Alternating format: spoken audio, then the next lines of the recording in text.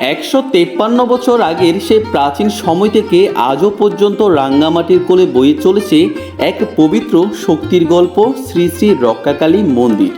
এই মন্দিরের প্রতিটি পাথরে লুকিয়ে আছে ইতিহাস আর বিশ্বাসের অসংখ্য গোপন কথা।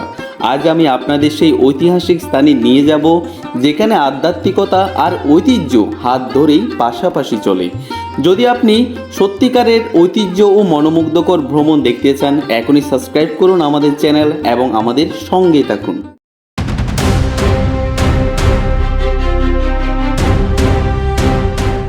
এটাই হচ্ছে 153 বছর আগে প্রতিষ্ঠিত সে রক্ষাকালী মন্দির, যা রাঙ্গামাটির তবলছড়িতে অবস্থিত। আমি এখনো পর্যন্ত যত কালী মন্দির দেখেছি, এই মন্দিরের মতো সুন্দর আর শান্তিপূর্ণ মন্দির আমার চোখে এখনো পর্যন্ত পড়েনি। ভিডিওটা পুরোটা দেখার পর আপনি নিজেও এই কথাই ভাববেন, এর আগে এমন মন্দির আপনি কখনো দেখেননি। মন্দিরের মূল ফটকটি একবার ভালো করে দেখুন। দারুণ কারুকার্যে সাজানো সেই গ্রিল, যা এ পথে হেঁটে যাওয়া আপনাকে এক মুহূর্তের জন্য থামিয়ে দিবে। মনে হবে না, একবার এই অপূর্ব স্থাপত্যটা কাছ থেকে দেখতেই হবে। ফটকের গায়ে থাকা ময়ূরের নকশা এর ধারটিকে করছে আরও মনোমুগ্ধকর। চলুন এবার মন্দিরে প্রবেশ করা যাক, যেখানে আমাদের জন্য অপেক্ষা করছে এই মন্দিরের আসল রূপ। মন্দিরের প্রবেশ মুখে রয়েছে নানান বাহারি গাছ, যেগুলো দিয়ে প্রবেশদ্বারটিকে খুব সুন্দরভাবে সাজিয়ে রাখা হয়েছে। আর এই পুরো পরিবেশের যত্ন নিচ্ছেন একজন বৃদ্ধ বাবা।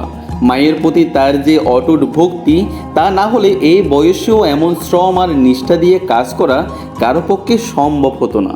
মন্দিরের ভেতর রয়েছে একটি সুন্দর খোলামেলা নাটখানার মতো জায়গা, যেখানে উৎসব কিংবা অনুষ্ঠানের সময় ভক্তরা অবস্থান করেন এবং মায়ের কাছে প্রার্থনা করেন।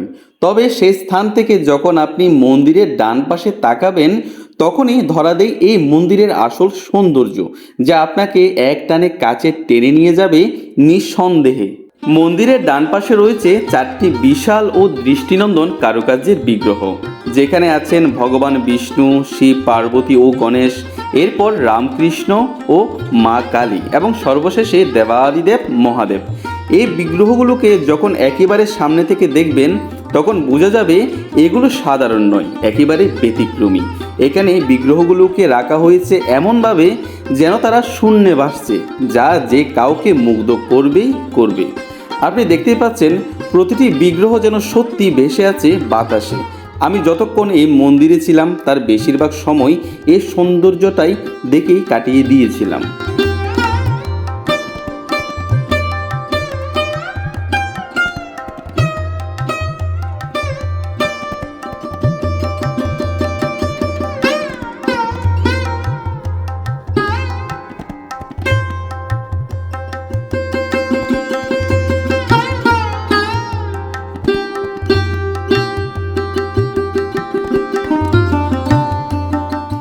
মায়ের রূপ তো এখনো আপনাদের দেখানো হয়নি। এই যে আমাদের মা রাজরানী, রাজকীয় সিংহাসনে অধিষ্ঠিত। পাশে রয়েছেন তার সহচরী ডাকিনী ও যোগিনী।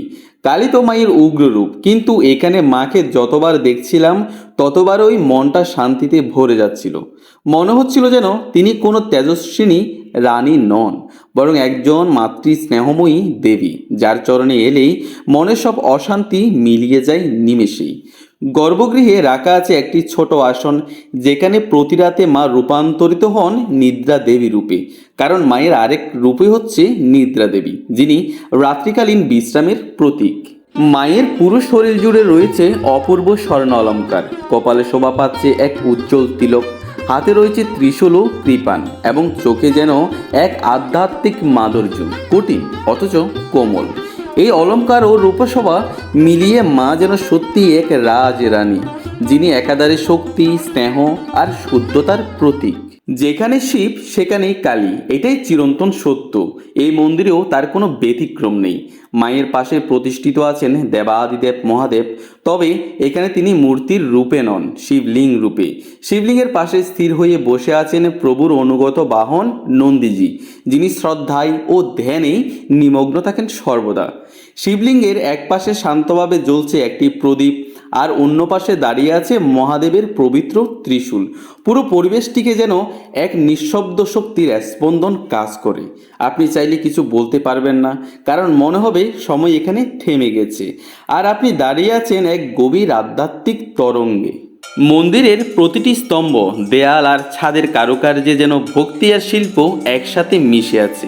এই খোদাইগুলো শুধু সৌন্দর্য নয়, এক একটা যেন জীবন্ত অনুভূতি। মন্দিরটা শুধু দেখার নয়, অনুভব করার জায়গা। যদি এই ভ্রমণ আর বিশ্বাসের গল্প আপনার ভালো লেগে থাকে, তাহলে একটা লাইক দিন, প্রিয়জনদের সঙ্গে শেয়ার করুন, আর ভবিষ্যতে এমন আরও ভিডিও পেতে আমাদের এই চ্যানেলটিকে সাবস্ক্রাইব করে রাখুন।